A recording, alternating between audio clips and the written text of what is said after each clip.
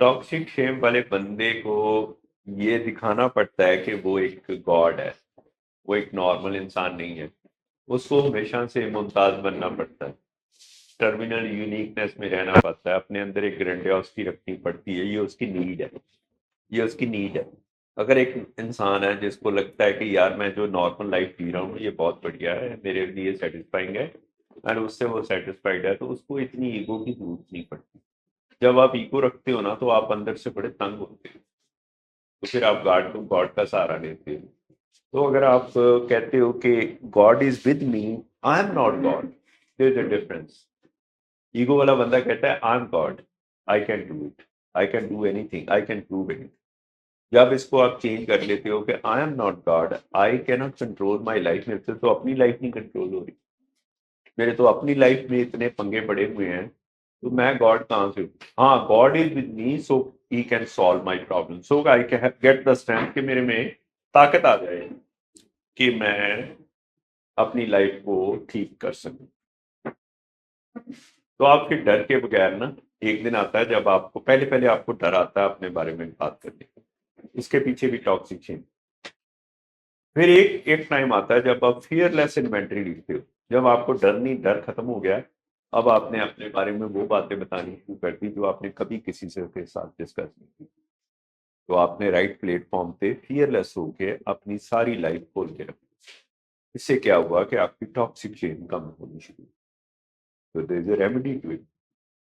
जब हम देखते हैं कि मैनू कादी शर्म है जी, मैनू कोई शर्म नहीं है, पर साडे ब्रेन ਦੇ ਇੱਕ ਪਾਰਟ ਦੇ ਵਿੱਚ ਸਬਕੌਂਸ਼ੀਅਸ ਮਾਈਂਡ 'ਚ ਟੌਕਸਿਕ ਸ਼ੇਮ ਬਚਪਨ ਤੋਂ ਪਈ ਹੋਈ ਹੈ।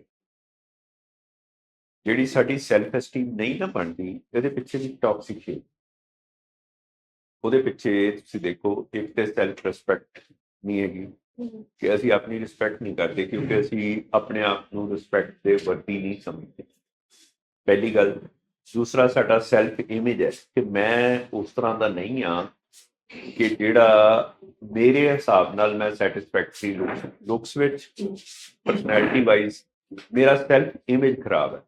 ਹੁਣ ਜਿਹੜੇ ਬੰਦੇ ਦਾ ਸੈਲਫ ਇਮੇਜ ਖਰਾਬ ਹੈ ਕਿ ਮੈਂ ਬਿਊਟੀਫੁਲ ਨਹੀਂ ਹਾਂ, ਮੈਂ ਹੈਂਡਸਮ ਨਹੀਂ ਹਾਂ, ਮੈਂ ਅਟਰੈਕਟਿਵ ਨਹੀਂ ਹਾਂ, ਮੈਂ ਇਸ ਤਰ੍ਹਾਂ ਨਹੀਂ ਹਾਂ, ਮੈਂ ਉਹ ਨਹੀਂ ਹਾਂ, ਹੀ is all the time struggling ਕਿ ਕਿਸੇ ਨਾ ਕਿਸੇ ਫਸਾਡ ਦੇ ਪਿੱਛੇ ਆਪਣੇ ਆਪ ਨੂੰ ਲੁਕਾ ਰਿਹਾ ਹੈ ਤੇ ਆਪਣੇ ਆਪ ਨੂੰ ਸੈਲਫ ਇਮੇਜ ਦੇ ਉੱਪਰ ਕੰਮ ਕਰ ਰਿਹਾ। ਹੁਣ ਉਹ ਬੰਦਾ ਜਿਹੜਾ ਹੈ, he is suffering from low self esteem। तो इसको बोलते हैं लो सेल्फ एस्टीम।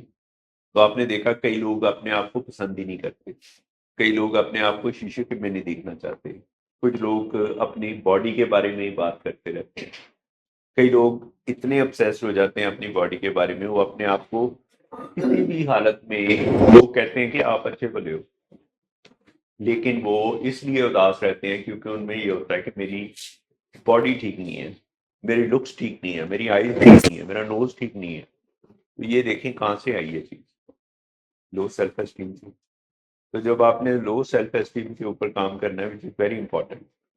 हमारे पेशेंट ठीक नहीं हो सकते, आप भी ठीक नहीं हो सकते अगर आप अपनी लो सेल्फ एस्टीम को हाई नहीं करें।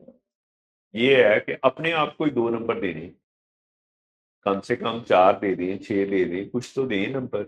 ऐसा भी नहीं है कि बाबा जी ने बना के भेजा कि जो आप अपने आप को 0 नंबर दे के बैठ जाए। जब आप ही अपने आप को 0 देंगे तो लोग तो फिर आपको देंगे ही। इसको बोलते हैं सेल्फ रिस्पेक्ट। रिस्पेक्ट वही होती है जो आप अपनी कर सकें। तो अगर आपने पूरे पूरे अपनी ड्यूटीज निभा रहे हो, आज के दिन आपने जस्टिफाई कर दिया कि आज के दिन मैंने ऐसा कोई काम नहीं किया जिससे मेरी रिस्पेक्ट कम। आप अपने पेशेंट के साथ बैठे हो, अपने पेशेंट की सेवा कर रहे हो, सारी पेन से गुजर रहे हो, you are taking care of yourself, तो ये सेल्फ रिस्पेक्ट तो बढ़ जाती है ना। मैं दुनिया में सबसे इंपॉर्टेंट काम कर रहा हूँ, ये सेल्फ रिस्पेक्ट बढ़ने वाली चीजें हैं।